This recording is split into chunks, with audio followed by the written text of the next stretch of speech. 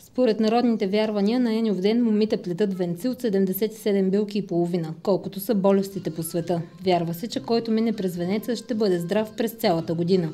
В архитектурно-етнографския музей край Габрово тази традиция е запазена и обновена.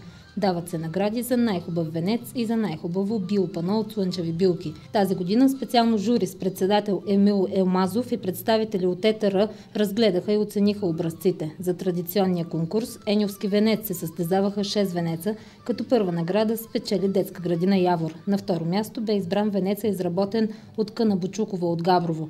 На трето място се класира творението на 4 сестри, също от Габрово. Първа награда във втория конкурс за биопано от слънчеви билки беше присъдена на детската арт-работилница Изгрев при училище Райчо Каролев. Второто място е за инженер Мирана Илиева от Плевен, а трето за детска градина Явор. Ето е живата българска традиция. Ние с това се гордеем, че тя не е статична, просто така на снимки или на илюстрации да се вижда, а ние даваме живот, за да може хем да я съхраним, хем и да я продължим. И една от нашите цели е да привлечем повече младите хора тук, защото те са и бъдещето. Те трябва да знаят народната традиция, защото народ без традиция не е народ. Според производителите, дошли да представят своите екологично чисти продукти, подобни събори са много полезни, не само за тях, но и за посетителите.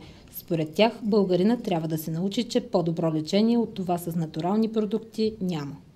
Колкото напредваме с лекарствените алергии на трайне, толкова по-необходими ще ни стават билките.